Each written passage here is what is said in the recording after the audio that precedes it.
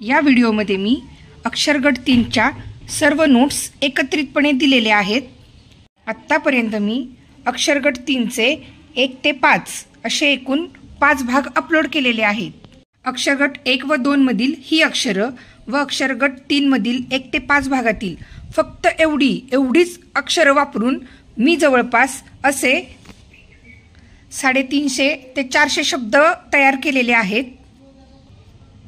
सोबतच फक्त हीच अक्षरे वापरून अशी जवळपास 150 ते 200 वाक्य तयार केलेली आहेत आणि फक्त एवढीच अक्षरे वापरून असे जवळपास अर्थपूर्ण व आनंददायी छोटे मुलांना वाचायला सोपे जातील असे 25 ते 30 वाचनपाठ तयार केलेले आहेत।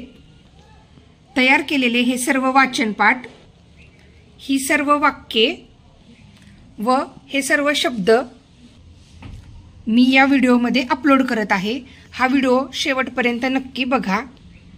तुम्ही देखील माझ्याप्रमाणे अक्षरगट 3च्या सर्व 400 ते 500 शब्दांचं सोबतच 150 ते 200 वाक्य व असे 25 ते 30 वाचनपाठ या सर्वांच्या नोट्स तुमच्याजवळ देखील कलेक्शन म्हणून ठेवा। फक्त या अक्षरावरून तयार केलेल्या माझ्या या सर्व शब्द, वाक्य व वाचनपाठच्या नोट्स तुम्हाला कशा वाटल्या मला कमेंट करून नक्की कळवा। अक्षरगट 3च्या 1 ते 5 व्हिडिओचे सर्व लिंक मी डिस्क्रिप्शन बॉक्समध्ये दिलेले आहेत। या सर्व शब्दांचं सोबतच अशा बऱ्याचशा वाक्यांचं वाचन लेखन कसं करायचं, ही सर्व अक्षरे स्ट्रोकनुसार कशी लिहायची, यांचे उच्चार कसे करायचे, हे सर्व मी त्या व्हिडिओमध्ये दिलेलं आहे। 3 वर्षापूर्वी मी अक्षरगट 3च्या अशा एकत्रित नोट्स तयार केलेल्या होत्या। त्या नोट्स देखील मी आज तुमच्यासोबत शेअर करत आहे। मला कमेंट करून नक्की कळवा माझ्या ह्या नोट्स तुम्हाला कशा वाटल्या।